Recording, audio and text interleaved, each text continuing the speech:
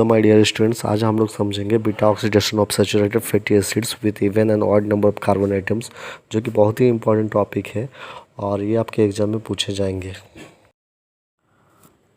Beta oxidation का मतलब क्या होती है? यहाँ पे बीटा ऑक्सीडेशन का मतलब ये होती है कि फैटी एसिड का ऑक्सीडेशन होता है बीटा कार्बन आइटम पे। एक्चुअली फैटी एसिड के बीटा कार्बन का ऑक्सीडेशन होता है और अल्फ़ा और बीटा के बीच का जो बॉन्डिंग होती है वो ब्रेक होता है। इस तरह से जो कार्बन फ्रेगमेंट होते हैं वो रिमूव होते हैं in the form of acetyl coenzyme. और ये कहाँ पे होती है? एक्चुअली ये सेल के अंदर माइटोकॉन्ड्रियल मैट्रिक्स में होती है। Beta oxidation of fatty acid जो होते हैं इनके 3 स्टेजेस होते हैं। First stages is activation of fatty acid to acyl coenzyme occurring in the cytosol. Second stage, transport of acyl coenzyme into mitochondria. Third stage is beta oxidation proper in the mitochondrial matrix. चलिए समझते हैं पहली stage को, that is activation of fatty acids to acyl coenzyme, जो कि cytosol में होती है। इस स्टेज में क्या होती है? जो फैटी एसिड है वो रिएक्ट करते हैं एटीपी के साथ, वो बनाते हैं एसाइल एडिनाइलेट को और आगे जाके वो कॉम्बाइन होते हैं कोएंजाइम ए के साथ और वो प्रोड्यूस करते हैं एसाइल कोएंजाइम।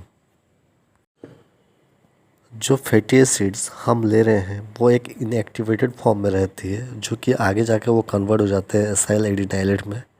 इसमें एटीपी की ज़रूरत पड़ती है और वो एटीपी कन्वर्ट हो जाते हैं पीपीआई में, दैट इज़ पायरोफॉस्फेट पे। इस दौरान क्या होते हैं? थायोकाइनेस नाम के एक एंजाइम की ज़रूरत पड़ती है। आगे जाके जो एसाइल एडिनाइलेट हमें मिले हैं वो कोएंजाइम के साथ एक्ट करके और वो बना देते हैं एसाइल कोएंजाइम को, और इस दौरान कोएंजाइम ए जो होते हैं वो कन्वर्ट हो जाते हैं एएमपी में। इस तरह से हम लोगों ने देखा जो फैटी एसिड है वो अब एक्टिवेट हो चुकी है। तो जो एक्टिवेटेड फैटी एसिड है उसे हम कह रहे हैं एसाइल कोएंजाइम। तो हम लोगों ने देखा कि पहले स्टेज में फैटी एसिड बदल जाते हैं एसाइल कोएंजाइम में, जो कि साइटोसोल पे होती है। अब समझते हैं स्टेज 2 को, that is transport of acyl coenzyme into mitochondria. जो हमें एक्टिवेटेड फैटी एसिड मिले हैं दैट इज़ एसाइल कोएंजाइम, वो क्या होते हैं? इनर माइटोकॉन्ड्रियल मेम्ब्रेन में वो इम्परमेबल होते हैं। तो इसके लिए क्या होता है? इनको जाने के लिए एक सिस्टम यहाँ पे वर्क करती है, उसको हम लोग कहते हैं कार्निटाइन शटल सिस्टम कहते हैं, या हम इसे कार्निटाइन कैरियर सिस्टम भी कह सकते हैं, जो इस एक्टिवेटेड फैटी एसिड को हेल्प करते हैं ट्रांसपोर्ट के लिए साइटोसोल से लेके माइटोकॉन्ड्रिया की ओर। जो एसाइल कोएंजाइम है साइटोसोल में वो अब कार्निटाइन के साथ वो कॉम्बाइन करेंगे और इसमें जो एंजाइम वर्क करेगी that is carnitine acyl transferase 1, और वो कन्वर्ट कर देंगे उसको एसाइल कार्निटाइन में। ये जो एसाइल कार्निटाइन है ये आसानी से क्या हो सकता है? माइटोकॉन्ड्रियल मैट्रिक्स में वो चला जा सकता है by the help of carrier protein. इनको ले जाने के लिए कैरियर प्रोटीन की आवश्यकता होती है। अब ये जो एसाइल कार्निटाइन हमें मिले हैं वो इनर माइटोकॉन्ड्रियल से होते हुए वो माइटोकॉन्ड्रियल मैट्रिक्स तक पहुंच जाते हैं। अब ये जो एसाइल कार्निटाइन है ये को एंजाइम के साथ मिल के एक एंजाइम यहाँ पे वर्क करती है, that is the carnitine acyl transferase 2, और जो इनको बदल देते हैं कार्निटाइन में और एसाइल को एंजाइम में। फिर ये जो कार्निटाइन है वो साइटोसोल में आ जाते हैं और इस तरह से हम लोगों ने देखा एसाइल कोएंजाइम जो माइटोकॉन्ड्रियल मैट्रिक्स तक पहुंच गए हैं। पहली स्टेज में हम लोगों ने देखा था कि जो फैटी एसिड थे इनएक्टिवेटेड फॉर्म में थे वो एक्टिवेटेड फॉर्म में बदल जाता है, दैट इज़ एसाइल कोएंजाइम। और वो जो एसाइल कोएंजाइम थी कहाँ पे थी एक्चुअली में? वो साइटोसोल पे। अब हम लोगों ने देखा दूसरी स्टेज में वो जो एसाइल कोएंजाइम है वो माइटोकॉन्ड्रियल मैट्रिक्स में आ जाते हैं, और इनको लाने के लिए यहाँ पे एक सिस्टम वर्क करती है जिनको हम लोग कहते हैं कार्निटाइन शटल, कह सकते हैं carnitine carrier system.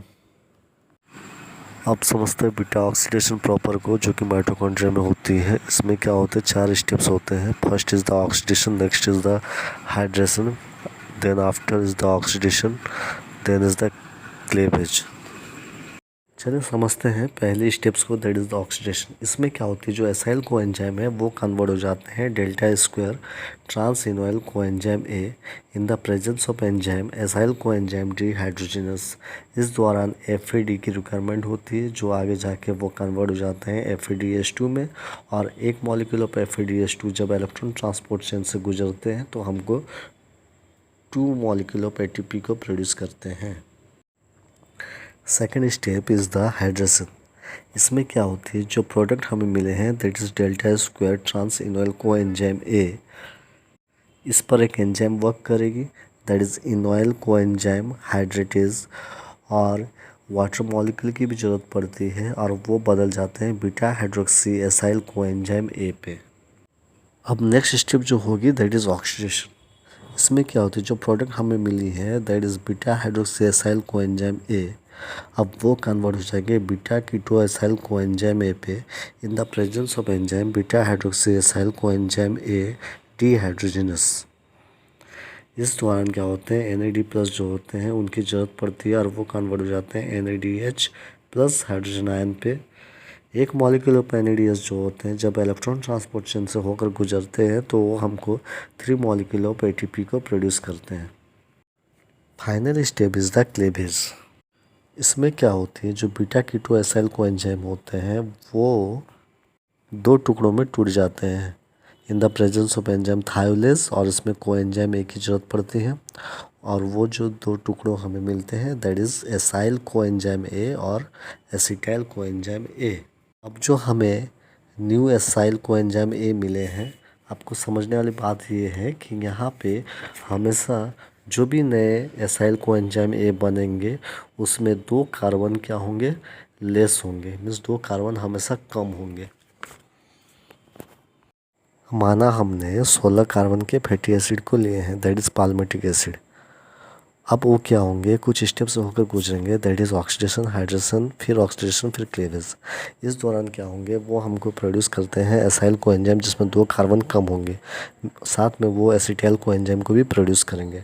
It's means that जो मैंने 16 कार्बन फैटी एसिड मैंने लिया, अब यहाँ पे 2 कार्बन कम होंगे मीन्स वो 14 कार्बन के होंगे।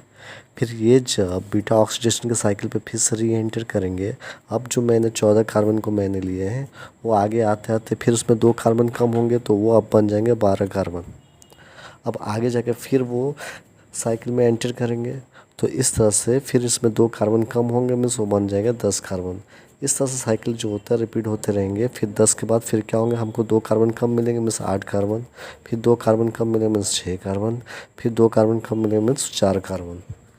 अब जब 4 हो जाएगा तब हम क्या करेंगे, 4 कार्बन कंपाउंड जब क्लीव होगा तो ये क्या करेंगे, 2 एसिटाइल कोएंजाइम को प्रोड्यूस करेंगे, मीन्स आखिरी में हमको 2 एसिटाइल कोएंजाइम ए बनती है।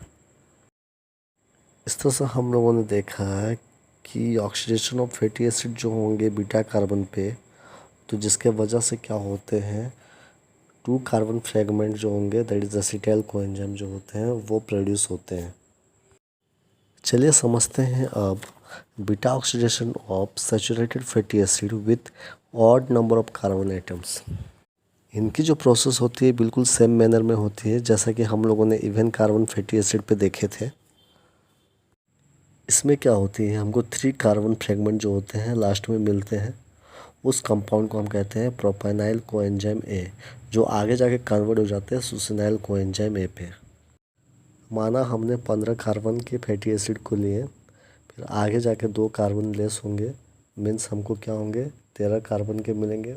वो 13 कार्बन जब साइकिल में फिर से री एंटर करेंगे इस तरह से फिर 2 कम होंगे मीन्स 11 कार्बन होंगे, फिर आगे जाके फिर 2 कम होंगे मीन्स 9 कार्बन, फिर आगे जाकर और 2 कम होंगे मीन्स 7 कार्बन, फिर इस तरह से 5 कार्बन, फिर 3 कार्बन।